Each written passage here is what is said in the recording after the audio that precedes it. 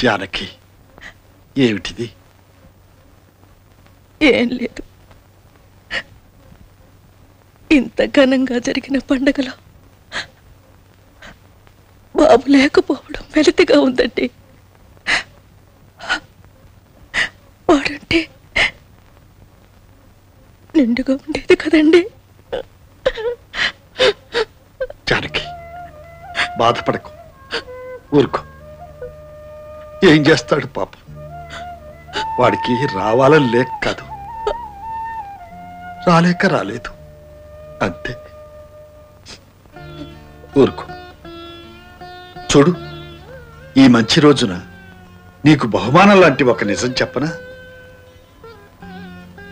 20 ఏళ్ల నుంచి బాబు కోసం నువ్వు ఎంత తపన పడుతున్నావో నాకు తెలుసు కాబట్టి నీకోసమే, కేవలం నీకోసమే జానకి, మన ఇందుమతి కూతురు పెళ్లి శుభలేఖ ఎవ్వరికీ తెలియకుండా అమెరికా నేనే పంపించాను.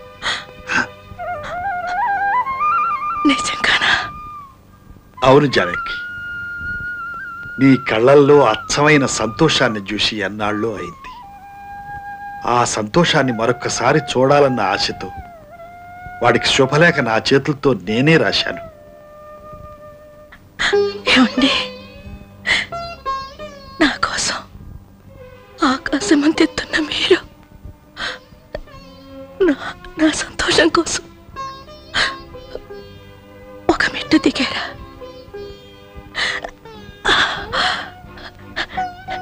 చాలండి, నాకింకేం కావాలండి?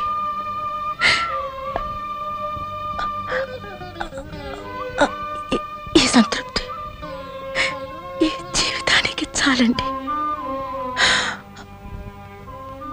మీరు నా పాలిటి దేవు.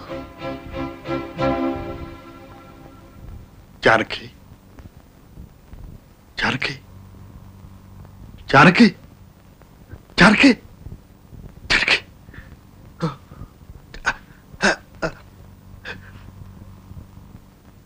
జానకి, జానకి, జానకి, జానకి.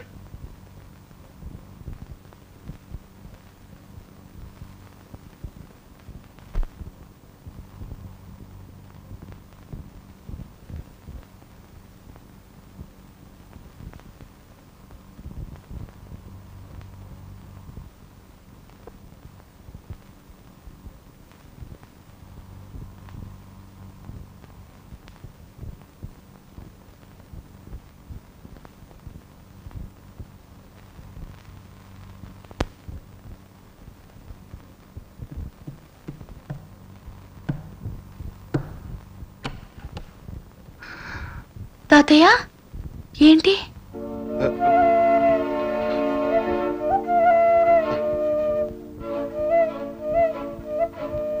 అమ్మా, మీ నాన్నకి ఫోన్ చేయాలమ్మా.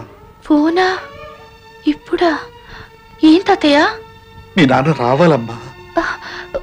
వస్తారు తాతయ్య, తొందరలోనే వస్తారుగా. ఇప్పుడే రావాలమ్మా, ఈ రోజే రావాలి. దేనికి తాతయ్య? సీత, మీ నాన్నమ్మ మనకిక లేదమ్మా. కన్నవారి రుణం తీర్చుకోవలసిన బాధ్యత, కన్న తల్లికి తలకొరివి పెట్టవలసిన అవసరం మీ నాన్నదేనమ్మా. అమ్మా చూడమ్మా, మీ నాన్న సంగతి నాకు బాగా తెలుసు. మీ నాన్న నేనే స్వయంగా రమ్మంటే గాని రాడు. నేనే ఫోన్లో మాట్లాడతాను. పోస్ట్ ఆఫీస్కి వెళ్తాం పద. రామ్మా, టైం లేదు. అది కాదు తాతయ్య, ఫోన్ నేను చేస్తాను.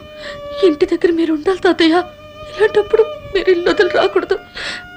నాన్నతో నేను మాట్లాడతాను, మీరు ఇక్కడే ఉండండి తాతయ్య. నువ్వు మాట్లాడితే వస్తాడంటావా? చిన్నపిల్లవి, ఎలా చెప్పగలవమ్మా ఈ వార్త? గుండె నిబ్బరంగా చెప్పగలవా తల్లి?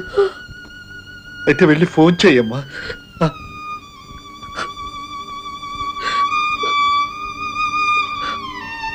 అమ్మా, నేను స్వయంగా రమ్మన్నాన్ని నా మాటగా చెప్పమ్మా.